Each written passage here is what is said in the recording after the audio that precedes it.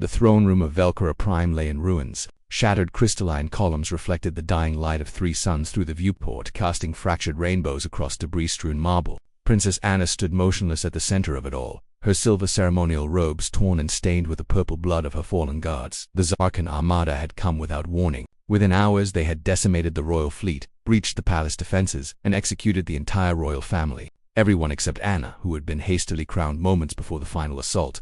Now she was Queen Honor, ruler of nothing but corpses and rubble. "Your Majesty, we need to move." Anna turned to see the only other living soul in the vast chamber.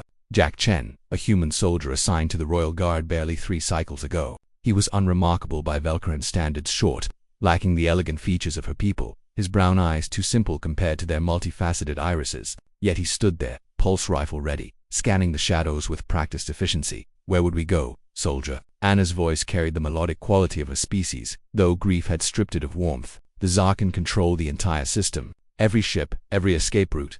Then we make our own route." Jack moved to the eastern wall, examining the ancient stonework with his bare hands. "Your people built this palace 3,000 years ago. I'm betting the architects included more than one way out." Anna watched him with detached curiosity. Humans had joined the Galactic Coalition only 50 years prior. Newcomers barely passed their first interstellar war. The other species considered them primitive, aggressive, disturbingly stubborn. Yet here was Jack, searching for hope in hopeless ruins while an entire invasion force hunted them there. Jack pressed a sequence of stones, and a section of wall groaned open, revealing a dark passageway. Thermal scans showed a temperature differential. "Service tunnels, probably." "How did you?" Anna began. "Human military trains us to find exits in every situation." Jack gestured into the darkness. "After you, Your Majesty." The tunnels beneath the palace formed a labyrinth of forgotten history. Jack led the way, his rifles mounted light, cutting through absolute darkness. Anna followed, her night vision superior to his, yet she found herself grateful for the human's presence. His certainty was contagious. "Why didn't you evacuate with the other human advisors?" Anna asked as they descended deeper. "You could have fled when the attack began." Jack paused at an intersection, checking his scanner. "Left here. And I took an oath, Your Majesty, to protect the royal family with my life. Doesn't matter if I'm human, Velcorant, or sentient cloud of gas. An oath is an oath. My people are dead. Your oath is fulfilled. You're alive." Jack's tone was matter of oath stands. They emerged hours later in the Undercity where Velcora's poorest citizens had carved homes into ancient lava tubes. The invasion hadn't reached here yet, though refugees crowded every corner, their fear palpable in the stale air. "We need supplies," Jack said, eyeing the makeshift market stalls. "Food, water, and transport off this rock. With what currency?" Anna gestured at her ruined regalia. "I am a queen without a kingdom, soldier."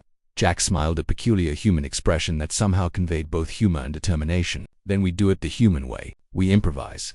Over the next 3 days, Anna discovered what the human way meant. Jack traded his military rations for information, bartered his spare equipment for passage on a refugee transport, and when Zarkan patrols found their hiding spot, he fought with a ferocity that shocked even Anna's warrior instincts.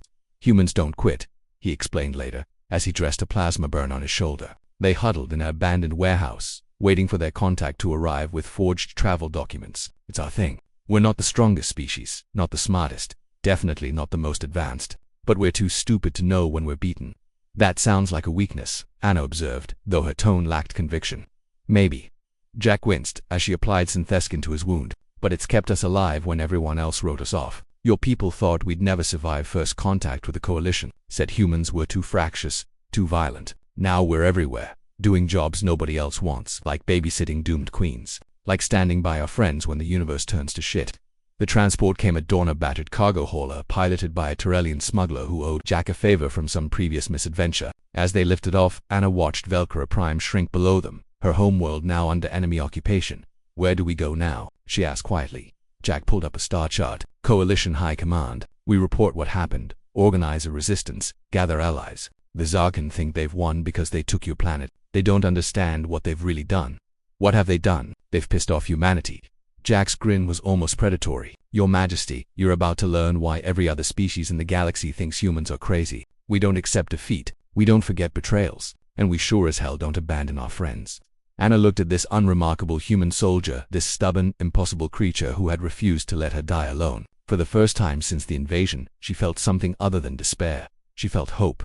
"Then let us show the Zarkan what a human and a Velcoran queen can accomplish together," Anna said, her voice regaining its regal resonance. Jack nodded, his eyes already calculating their next moves. "Now you're thinking like a human, Your Majesty. Welcome to the resistance." Behind them, Velkara Prime became a distant point of light. Ahead lay uncertainty, danger, and war. But Anna was no longer alone. She had Jack, one stubborn human soldier who refused to accept that the story was over.